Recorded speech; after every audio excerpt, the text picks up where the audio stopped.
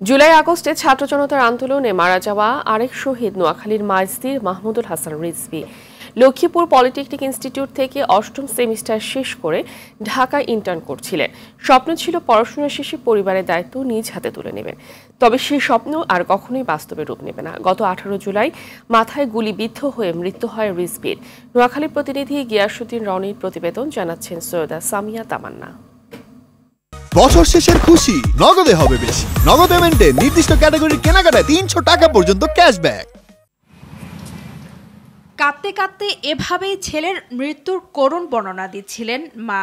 বলেন কিভাবে আন্দোলনের সময় গুলিবিদ্ধ হয়ে মৃত্যু হয় প্রাণপ্রিয় ছেলের। গৃহিণী ফরিদা ইয়াসমিন ও এনজিও সংস্থা আশার ম্যানেজার জামাল উদ্দিনের বড় ছেলে রিজভী।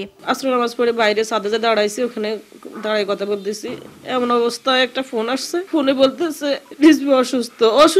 কতটুকু অসুস্থ আমার আন্দোলনের কথা মনে ছিল না। তখন আমি ওখান থেকে শেষ হওয়ার আর কিছু মনে নাই। পরে আস্তে আস্তে খবর নিতে নিতে শুনতেছি ও গুলি খেয়েছে। কিভাবে? ছাদ থেকে গুলি করছে, ওরা বাসার সামনে দাঁড়াইছে। গত 18 জুলাই রাজধানীর উত্তরা পূর্ব থানার সামনে হাইওয়ে রোড এলাকায় রাস্তায় দাঁড়িয়ে থাকা অবস্থায় গুলিবিদ্ধ হয় রিজভী। গুলিতে তার মাথার মগজ খুলে পড়লে হাসপাতালে নেয়ার পর মৃত্যু হয়। এরপর আইন শৃঙ্খলা বাহিনীর নির্দেশে অনেকটাই নীরবে মৃতদেহ নানা বাড়ি নিয়ে দাফন করে পরিবার। প্রিয় বড় ভাইয়ের এমন করুণ মৃত্যু কিছুতেই মেনে নিতে পারছে না রিজভীর ছোট ভাই। আমি আর আমার ভাই যেদিকে যাইতাম একদিকে একসাথে চলতাম। বড় আমি ছোট হয়ে যে ওর সাথে হাঁটতে পারবো না বা এরকম কিছু কখনো দেখাইতো না।